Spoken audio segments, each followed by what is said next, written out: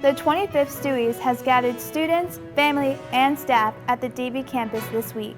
The next generation of thinkers presented their research at the NSU Undergraduate Symposium. Two of our NSU NCAA champions have made it back with a big welcome from the community. All this and more on Mako TV News.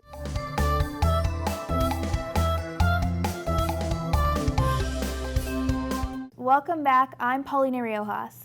Welcome, I'm Mia Alvarado. Up first is the JDRF Diabetes Walk that has left a mark on the NSU Davie campus. The South Florida community has walked about 2 miles to raise money for the cause. Madison Kasper has the story. Here at NSU, the JDRF has hosted a walk to bring together the Davie community to support people with type 1 diabetes. And give them greater freedom and independence. Caroline Sellinger, development coordinator for the JDRF, mentions the purpose behind the event, beyond finding a cure for type 1 diabetes. Just want to educate our community about what type 1 diabetes is, how they can support people living with type 1 diabetes, and the difference that they can make. At the JDRF One event, many gathered to bring awareness to type 1 diabetes and support those around them with this disease. Hannah Letzelter, president of the Diabuddies Club at the American Heritage School, expresses the embrace of the JDRF community. When you come out to the walk, you really get to see what a strong community there is of type 1 diabetics and the Diabuddies, I guess, that support them. And then you just kind of get reminded that when people work together, we can accomplish great things, and then you're motivated to fundraise even more and keep working towards the goal. This event raised over $100,000 over the month of March, with the funds going to support those with type 1 diabetes. I'm Madison Kasper with Mako TV. Thank you, Madison. Now, our very own Mako Media Network has spoken at the Alvin Sherman Library. Here's our reporter Madison again with the story. The NSU community gathered at the Cotia Gallery in the Alvin Sherman Library to celebrate women who tell our stories. This event was a collaboration between the Broward County Public Libraries and Mako Media Network. Crystal Bonney, director of Mako Media Network, was the moderator for this panel.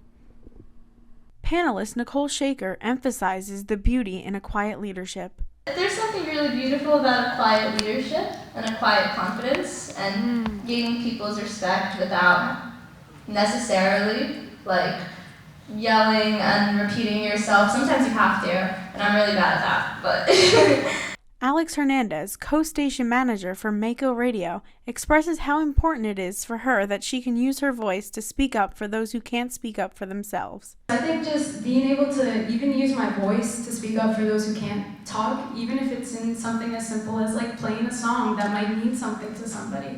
I think that's the most important thing for me, and I don't know, radio does that for me. Dr. Shanti Bruce, NSU Chair of the Department of Communication, Media, and the Arts, shares how women are often underrepresented, which is why it's important to tell their stories. Women, unfortunately, are underrepresented in a lot of different situations, and in media they have an opportunity to tell their stories, and like our panelists said today, they can tell the stories of other women as well, so it's important to have them. One of the panelists, Paulina Riojas, Mako TV General Manager, discusses the contribution she wishes to make for the future of media. Like I said, there's not a lot of women in the media, period. And if there are, they're not getting paid equally as men. So what I would like to contribute further in the future would be helping the young women be in the media and earn money, the same as men. Dr. Oren Hernandez explains the benefit of women taking leadership positions. As a country, we need our women because they lead the way. And more women are taking positions of power, positions of leadership, and we need to prepare more women for all positions. So it's a benefit all around. Allison Grubbs, director of Broward County Public Libraries, expresses her biggest takeaway from this panel. That women are indomitable, that women are unstoppable, and that women cannot be ignored. Women in media continue to inspire those around them by representing others through different media outlets. I'm Madison Kasper with Mako TV. Thank you, Madison. That was a special night. The Florida legislature could be changing the lives of many in college, potentially stopping the diversity, equity, and inclusion funding. Ramona Smith has covered this topic for The Current and is here to talk to us today about it. Welcome, Ramona. Thank you for having me, Paulina. What are these bills? The House Bill 999 and the Senate Bill 266 are bills that will potentially affect equity, inclusion, and diversity on campuses, as well as take away the choice of students to choose the classes they want to take, such as critical race theory classes, gender study classes, Jewish study classes, and anything that in the bill states talks about critical race theory rhetoric. Is this happening in other colleges already? The bill has not passed yet. We still have the option to stop it. Is it going to affect NSU? Thankfully, NSU will not be affected because we are a private institution, but other campuses on Florida will be affected. But what are the NSU students saying about it? How are their reactions? From who I've spoken to, they do not really like the bill. They think it's an infringement on our rights of students. We're adults and we should have our choice in choosing what college classes we want to take and the experience that we get. Thank you, Ramona.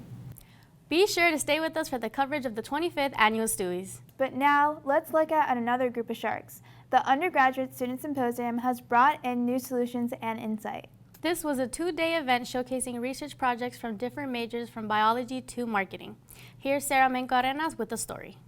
NSU undergraduates have worked hard to showcase their innovative studies at the Alvin Sherman Library. It's really amazing that NSU has an opportunity like this for undergraduates to present and share their research and get that kind of experience in practice. The Farquhar Honors College is holding the 21st Annual Undergraduate Student Symposium, where students of many different fields of studies present their projects of research, and we want to see how everyone is feeling about this event. Seniors are wanting to make a lasting impact for their last semester here at NSU. It was a little bit stressful just meeting that deadline, but it was also exhilarating. It's kind of our last year at the school, and we wanted to leave an impact, as well as bring a little bit more light and attention to the College of Computing and Engineering. I don't think there's any other experience that I've had at Nova that has been a highlight. If I, 5 years down the line, when I think about Nova, this is going to be the experience that I remember. All around, the students here get the experience of public speaking and informing the general public about their important research. I would say that the benefits is just informing and engaging and networking with a whole group of people and really understanding their interests. I've seen some really phenomenal posters, and I feel like it opens my eye as an undergrad, especially in the research field. Professors are at the event, not only as judges but also as moral support for the students they have worked with. Well, as a judge, it's hard for me to judge because I'm not lying. Everyone does such a fantastic job. To be here, the students have worked so hard and it shows. The students and I did a lot of the field work together, sampling organisms out in the wilderness, including the Everglades, rivers, streams, and canals around here. It's really a great feeling of pride because the students worked really hard and produced excellent work. And seeing the things that they produce at this level in their education is very impressive to me. They're far ahead of where I was at this stage in my career. The Honors College has provided a QR code for visitors to scan to be able to read more about the projects here. The Student Symposium occurs every winter semester here at NSU at the Alvin Sherman Library. For more information, visit the webpage of the Farquhar Honors College. This was Sarah Menco with Mako TV. Thank you, Sarah. Up next is our new series, What's Cooking with Dr. H. My co-anchor Paulina is the host. She talks to Dr. H about her show In the Kitchen with Dr. H, a program that looks at the healthier options for the Caribbean community. Hi, I'm Paulina Riojas, and welcome to What's Cooking with Dr. H.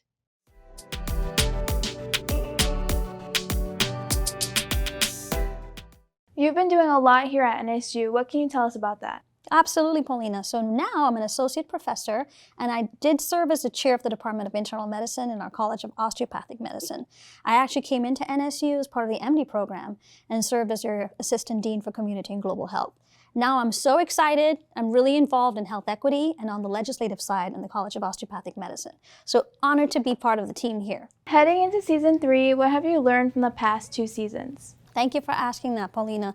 So you're talking about In the Kitchen with Dr. H. This is our disease prevention platform, honoring the voices of our Caribbean community, looking at dishes that are traditional, but ways that we can make some small changes to lower the salt, the sugar, the fat, reduce the serving size, and improve health. Of course, we weave in some physical activity tips and other ways to improve your health and wellness. Our goal is to prevent chronic preventable diseases like diabetes, heart disease, and stroke.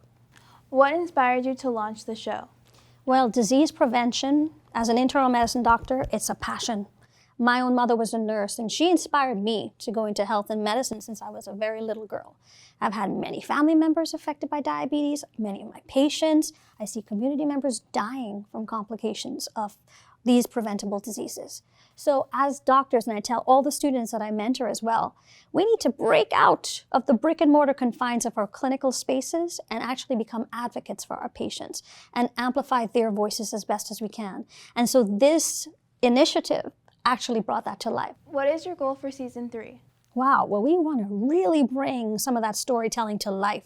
We want to incorporate more community members, hear their personal journeys, see ways that having a healthier option impacted their lives. Or maybe before they even switched to some healthier options, what happened? And we want to improve the quality of life for our patients and our community members, and just really have people see the power and the impact of changes and choices. So Dr. H, what's cooking for the next show? Well, I want everybody to tune in. If you go on nsucaribbeanhealth.com, click on our Facebook page, we will have updates coming. And we want to hear from the community. So if you have dishes that you want us to cook, please feel free to send that to us in a message or, engage with us on some of those platforms. And we're happy to take a look at those things and revise those dishes. Thank you, Dr. H, for coming on the What's Cooking with Dr. H show. Paulina, my pleasure to be here. Looking forward to the next time. This has been the What's Cooking with Dr. H. I'm Paulina Riojas. See you next time. Thank you, Paulina. Now we have Mako TV sports reporter Santiago Diaz-Pinochetto. Santi, welcome. How are you doing? I'm doing just great, but the softball team is doing amazing, just like they did last year. With just 4 series away in the regular season, the NSU softball team prepares for the NCAA South Regional Tournament. The postseason begins on Thursday, May 11th, and will go until Friday, May 19th. Thank you, Santiago. Here is the softball team. Let's see what the postseason holds.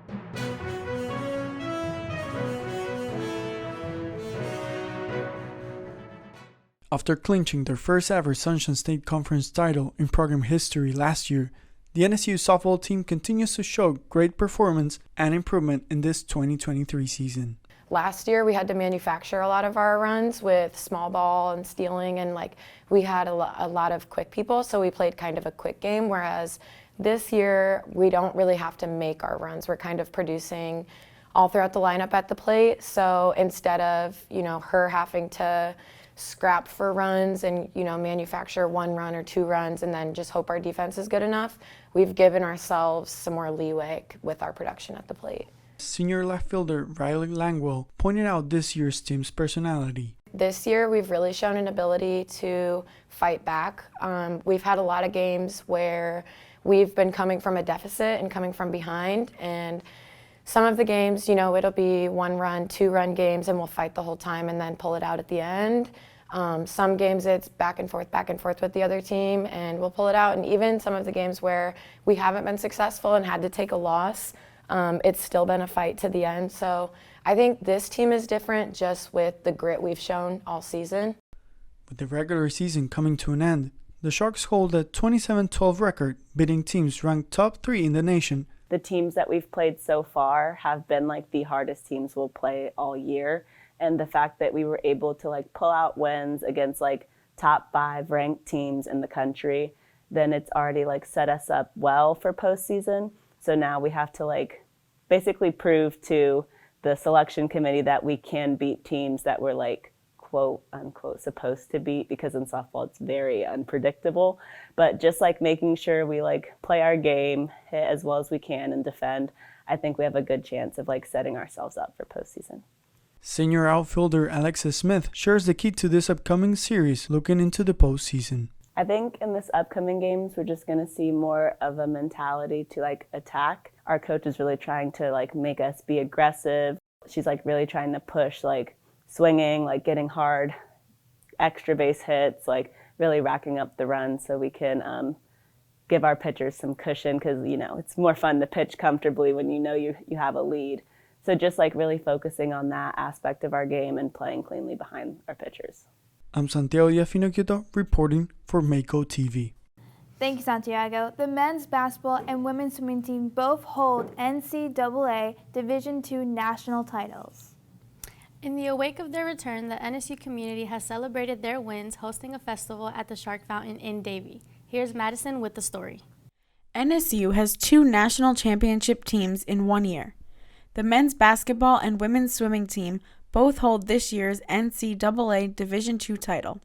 A festival outside the UC has gathered the NSU community to honor the champions. It shows we're the best! Let's go! The NSU community saw the trophies side by side and took photos with the champions. The players saw the support of their NSU Shark family.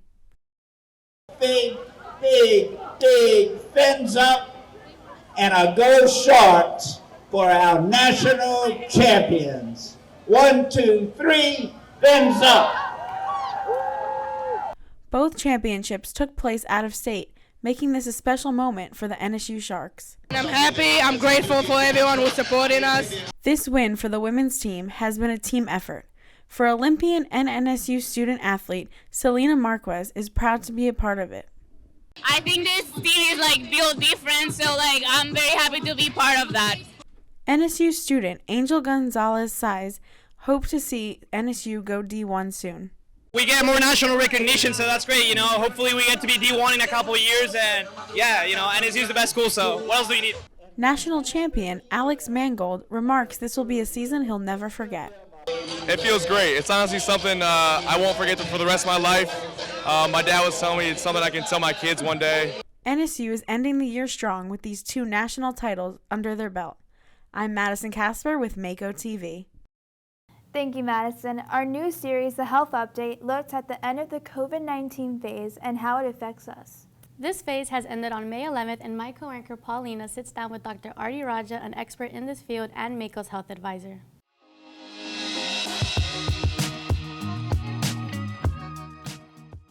Welcome to the Health Update. I'm Paulina Riojas. Here with me is Dr. Artie Raja, Mako Media's health advisor. Welcome, Dr. Raja. Thank you very much, Paulina. Happy to be here. Our topic today is the end of the COVID-19 public health emergency phase. Dr. Raja, what does that mean for all of us? So this can mean many things for the public at large. So up until now, we have been under what's referred to as a COVID-19 emergency phase. It went into effect January of 2020, right around when the pandemic began. And it is due to end May 11th of 2023. So what it can mean is there'll be a lot of changes in place as far as COVID-19 treatments, COVID-19 vaccination availability, and just how people will access treatment needs for themselves. How will this impact free vaccines and testing in South Florida? Sure. So up until now, if you wanted to get a vaccine for COVID-19, there were set locations where we could go and get vaccines for free, and everyone could get that. Anyone who was a citizen in the United States could go get that. But now that the emergency phase is coming to an end, there are now going to be changes. So for example, as long as you have health insurance, you can go to your health insurance provider as long as they're in your network. And if you go to someone who's in your network, the vaccines will still be covered for you through your health insurance. Now, if you don't have health insurance, this is where the changes start becoming visible. If you don't have health insurance, then you are most likely going to have to pay for obtaining that vaccine. And then for the older population, people who may be getting covered by Medicare or Medicaid, there are going to likely be some changes for them as well in terms of where they can go to access the vaccination and which locations it will be covered and free for them, so to speak, and which locations, if they end up going to, they'll actually have to pay a charge for the vaccines. Is this a big thing? Is COVID-19 cases going down? What are the stats with COVID-19? Sure. So oftentimes people can misunderstand thinking, oh, the emergency phase is done, which means we're done with COVID-19. We don't have to worry about this ever. But that is unfortunately not the case. COVID-19 cases have plateaued in the United States, which basically means that there isn't a sharp rise in the number of cases. But that doesn't mean that the cases have completely gone away. The virus is likely still around, and people have to kind of start thinking about this like the flu. Every year we know and we understand that the flu season is during these certain months, and there is a likelihood that people are going to see flu cases. Now that's going to be very similar with COVID-19. There are going to be times of the year, most likely in the fall, right around when flu happens, that you will also likely see COVID-19 cases. So we just have to be aware of that and know that it still is around. The removal of the emergency authorization just is an indication from the government or the country saying we're not in that pandemic phase, or we're not in that phase where we're really worried about a sharp rise in the number of cases and severity of these cases. And that's all it means. And it also just means that the government is probably moving funds around for a variety of other projects and not putting all of it only in this one basket. So they're kind of saying, well, it's no longer a COVID emergency phase, we're now transitioning out of that phase, and that's all it means. Thank you for clarifying that. Do you have any last thoughts? My last thoughts again would just be for any individual to always be aware about their health insurance or health related information. If you have insurance, become familiar with what your insurance covers and what they do not. And if you do not have insurance, start looking up information about where they can get appropriate treatment information and where they can go to obtain vaccines and treatment. Thank you, Dr. Raja. My pleasure, Paulina. This has been the Mako Media Health Update. I'm Paulina Riojas. See you next time. Now, the 25th Annual Stewies has recognized the NSU students, staff, and faculty. Dr. Arti Raja was nominated and is the 2023 Professor of the Year. Congratulations, Dr. Raja. The 25th Annual Stewie Awards brought together NSU's finest to celebrate all of their hard work and dedication. The long-awaited night began with the nominees expressing their excitement as well as their gratitude for the nomination. I am definitely very honored and humbled with this honor that they have bestowed on me. I didn't think I would get here, but it feels good to be acknowledged for what I really actually just enjoy doing. So it feels nice to know that someone else appreciates it as well. Dr. Arti Raja has won Professor of the Year. In her speech, she thanks her students. To the students who I'm here because of you, thanks to the students, I also strive to be a better teacher every day. The Stewies is one of many NSU traditions which continues improving each year, with adding a diverse selection of honorees. I've enjoyed the students from 25 years ago till today, and I'm looking forward to the honorees tonight. Seems like each one gets bigger and better each year with greater talent and also the passion of the honorees. The ceremony has a variety of different performances.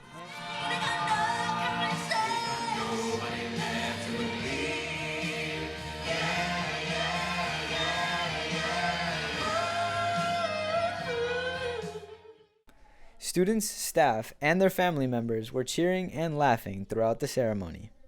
Of course, whenever you're reading your script, you're acting, you're doing these things, like, you think it's funny, you're like, oh, like, I hope people will laugh, but, like, actually getting to hear from somebody in the audience that didn't know you beforehand, and it's like, oh my God, you did amazing, it was great to see, it was great to hear about, so I think that was great. The Stewies is not simply to recognize the people with awards, but also what NSU stands for. My name is Pablo Carrillo with Mako TV. Thank you, Pablo. That is it for today. Thank you for watching another episode of Mako TV News. This is our last one for the season. Thank you for joining us. Go Sharks! See you in the fall. You can catch our solo release videos on our YouTube channel at Mako Television. You can also follow us on Instagram at NSU_Mako TV.